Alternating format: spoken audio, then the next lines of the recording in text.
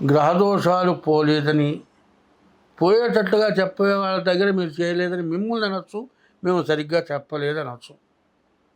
కానీ వాళ్ళు చేసుకుంటున్న దోషాల వల్ల ఎన్నో సమస్యలు వస్తున్నాయి. ఆ సమస్యలు ఏమీ లేకుండా పోవటానికి మార్గం మాత్రం ఉంది.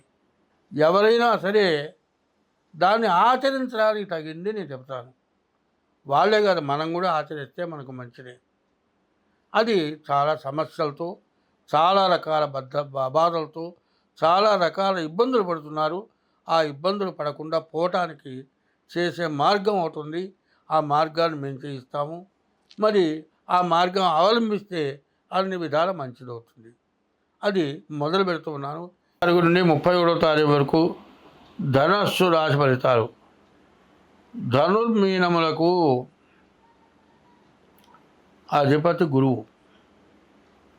సరిగా చెప్పాలంటే ఈ ధనస్సు రాశి కూడా పూర్తిగా బాగాలేదు. ఈ ధనస్సు రాశికి ఒక్క శుక్రుడు తప్పితే ఏ గ్రహం బాగలేడు. తర్వాత ఈ ధనస్సు రాశికి ఏలినాడు శని అయిపోయింది, కానీ కుంభంలో ఉన్న శని మకరంలోకి వక్రించి వెనక్కి వచ్చాడు. కాబట్టి ధనుస్సుకి చాలా కష్టదశ, ఇబ్బంది టైము. ఏలినాడు శనితో సమానం. కాబట్టి ఈ రాశి వాళ్ళు శని, గురువు, కుజుడు ఈ 3 గ్రహాలకి కూడా పూర్తి శాంతి చేసుకోవాలి. అదే కాదండి, 9 గ్రహాలకు కూడా శాంతి చేయడం చాలా అవసరం. అట్లా కాని పక్షంలో 9 గ్రహాలకి సంఖ్య జపం అంటే 1,20,000 జపం చేయాలి. మరి 9 రకాల ధాన్యాలు దానం ఇవ్వాలి, హోమం చేయాలి. ఇవన్నీ చేయలేని వాళ్ళు ఏం చేయాలి? ఆదివారం సూర్యుడి దగ్గర దీపారాధన, పూజ. అట్లా సోమవారం చంద్రుడు, మంగళవారం కుజుడు, బుధవారం బుధుడు, గురువారం గురువు, శుక్రవారం శుక్రుడు, శనివారం శని, ఆదివారం రాహువు, సోమవారం కేతువు. ఇట్లా గ్రహాలకి ప్రతి గ్రహం దగ్గర ఆ వారం రోజు ఆ దీపారాధన, పూజ, మీ చేతనైన పూజ మంత్రయుక్తంగా కాకపోతే 2 పూలు దళినైనా అక్కడ ఒక్కొక్క గ్రహానికి సంబంధించిన శ్లోకాలు ఉంటాయి. ఆ శ్లోకం చదువుకొని దండం పెట్టండి. మీకు అన్ని విధాలా బాగుంటుంది. తర్వాత ఈ రాశి వాళ్ళు చాలా క్రిటికల్ అయినటువంటి పొజిషను. కొన్ని రాశాలు కర్కాటకం, ధనస్సు, మకరం, కుంభం, మీనం ఈ రాశులు చాలా సమస్యలతో కూడుకొని ఉన్నాయి. కాబట్టి ఈ రాశి వాళ్ళు ఎంత జాగ్రత్తగా ఉంటే అంత మంచిది. తగిన శాంతి, ఎందుకంటే తగిన శాంతి చేసుకోమని చెప్పేది ఎందుకంటే లాభం వస్తుందని మాత్రం నమ్మద్దు. మీ లాభం కోసమో, మీరేదో మూటలు సంపాదించడం కోసమో నేను చెప్పటం కాదు చెప్పేది. నష్టం నుంచి బయటపడాలి, ఉన్నది పోగొట్టుకోవాలి. శాస్త్రం ఏంటంటే, ఒక వాడు పెళ్లి చేసుకున్నాడు, భార్యతో కాపురం చేస్తున్నాడు. ఇంకొక ఆమె కనపడేది, చాలా అందంగా ఉందిట. ఆమె అమ్మడి పడ్డాట. ఆ అమ్మడి పడితే ఏమైంది? చేసుకున్న పెళ్ళాన్ని దాన్ని ఉంచుకున్నాడని అది పోయింది.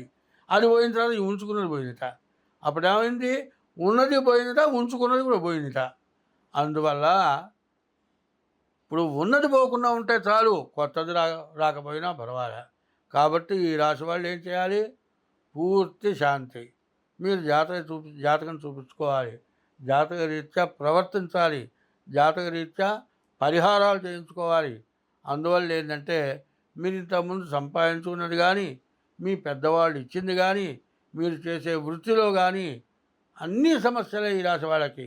కాబట్టి ఈ రాశి వాళ్ళు ఖచ్చితంగా మీ డేట్ ఆఫ్ బర్త్ ద్వారా, లేకపోతే మీ హస్తసాముద్రిక ద్వారా మీ జాతకం చూపించుకొని ముందు దానికి తగిన పరిహారాలు చేసుకోండి. ఏ నష్టం లేకుండా బయటపడతారు. లాభం లేకపోతే కానీ నష్టం లేకుండా ఉండాలి. నేను చెప్పేది ఒకటే, లాభం వచ్చే రోజు నేను ఆపినా ఆగదు. నీకు వచ్చే లాభం వచ్చిందా దాని వాళ్ళకి ఏం చెబుతున్నారు చాలామంది? నువ్వు ఇంద్రుడు అవుతావు, చంద్రుడు అవుతావు, ప్రధానమంత్రి అవుతావు. ఏమీ కాదు అక్కడ అయ్యేది. కానీ దానివల్ల సంతోషపడి డబ్బులు ఇస్తారు.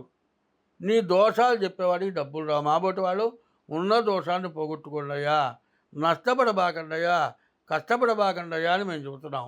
అంతేగాని చెడును చెబితే మనకి ఇబ్బంది లేదు. చెడును పోగొట్టుకుంటే మనకు సమస్య రాదు. మరి మంచి అనేది చెప్పినా వస్తుంది, చెప్పకపోయినా వస్తుంది. మంచి టైంలో ఎవరిని అడగాల్సిన అవసరం కూడా లేదు. అయితే మంచిని సరిగ్గా మంచి నడవాలి అంటే చెడును పోగొట్టుకోవాలి. అటువంటి చెడుని ప్రత్యేకించి నేను చెప్పడం జరుగుతుంది.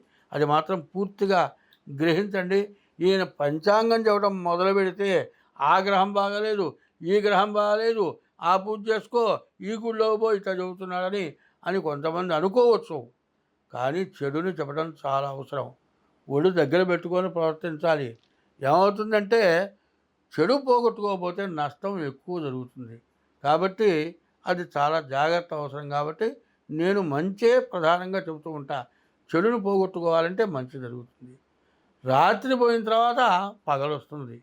పగలు పోయిన తర్వాత మళ్ళీ రాత్రి వస్తుంది. ఆ రాత్రి నుంచి తప్పించుకున్నప్పుడే పగలు, వెలుతురు అన్నీ చూస్తాం. కాబట్టి మీరు చెడు పోగొట్టడానికే చెప్పేది మంచి. స్వస్తి.